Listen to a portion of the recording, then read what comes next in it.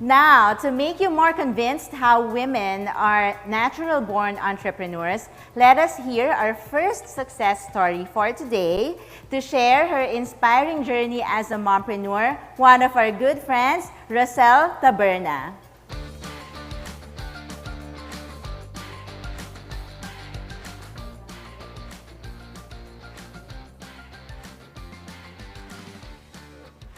Hello, good afternoon, everyone. Good afternoon, Tina and Max, and to all the empowered women here this afternoon. We are so grateful that you are here with us today, Rossel. Hi.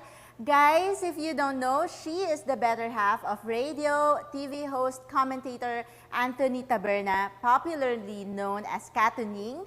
And she is an entrepreneur. She's a mompreneur. She is the CEO of Outbox Media Powerhouse Corporation and restaurant Tunying's. How are you right now, Rossel? I feel great to be here, to be surrounded by all of these women who are very passionate, who are very enthusiastic, who are willing to learn. And I'm also learning from the talk of Sir Joey, and I'm also looking forward to the other speakers because, learning doesn't stop. And thank you so much, Tina and Max, for doing this very nice event. Thank you. We can see that you have your hands full these days. Before all of these businesses came about, can you share with us your startup journey? Oh, startup journey. Well, I was actually a working student. I was working as a part-time model and also an artist in GMA Network. And when I was in fourth year college, taking up mass communication, me and my friends, we decided to put up our own little company. So I used my little savings from my part-time job and also a little loan from my husband. Back then, he was still my boyfriend.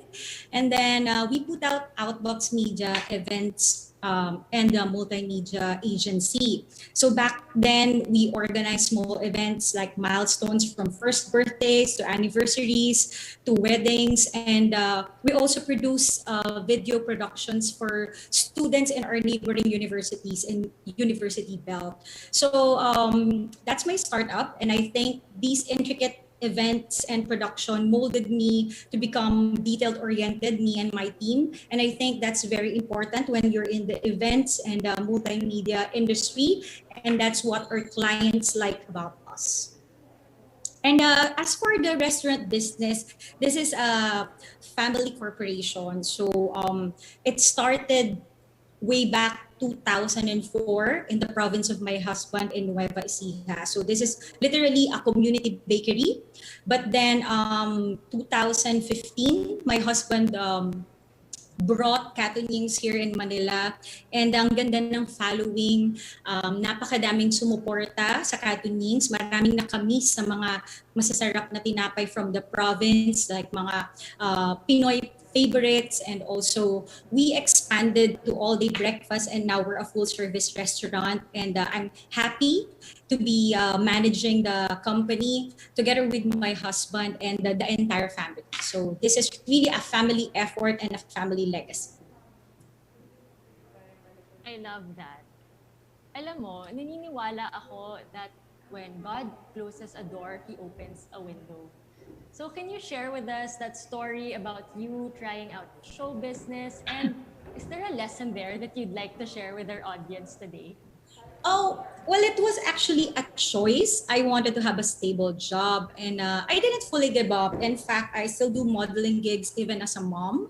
And for the lesson, I think you just need to know your priority, know when to take a pause and do what's important first because that time I wasn't made yet. I don't have any money yet. So I need to have a stable job first. And but please don't ever give up your passion. I'm happy. I can work with my show business friends from before. Now I'm behind the scenes, but I really treasure all the connections that I had in the past because we are still in the same industry. So events and multimedia industry is still in line with show business, and I still get newscasting. I have a newscast program in our religious net work. So I still get to do my passion. Ang saya. Thank you for sharing that backstory.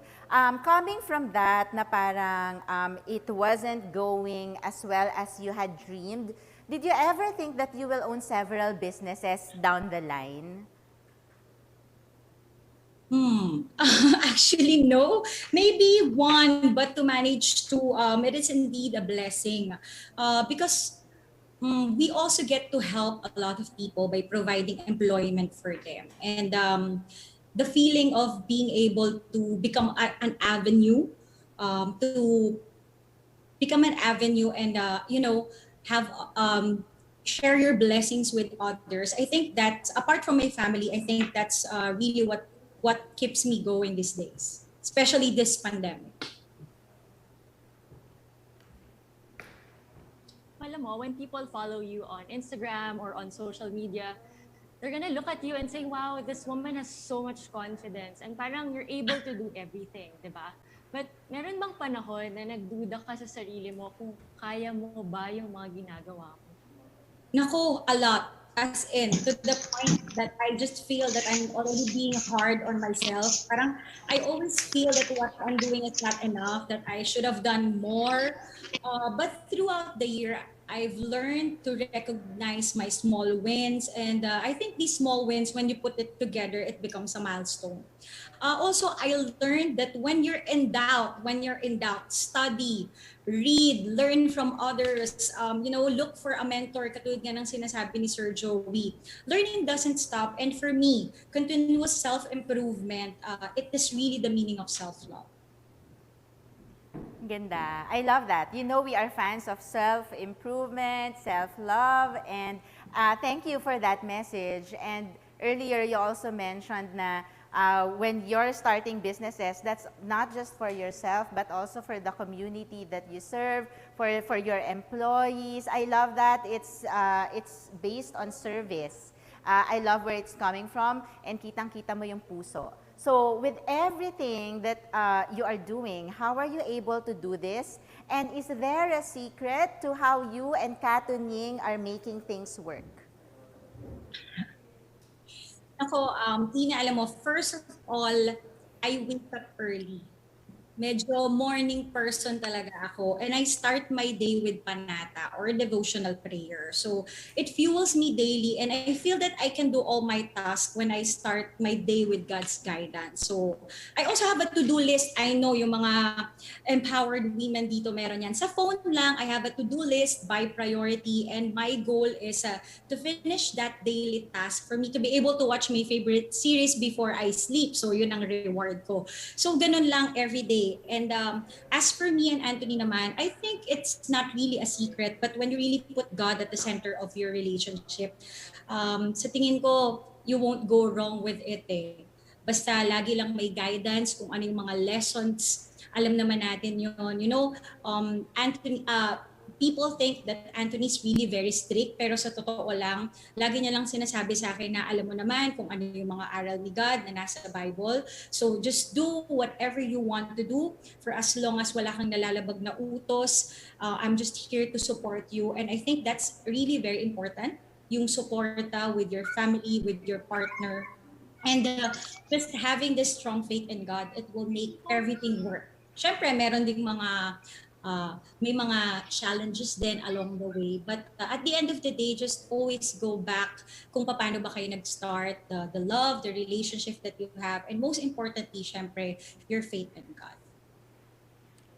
Thank you so much. We're actually getting a lot of comments from our live viewers, both on Facebook and on Zoom.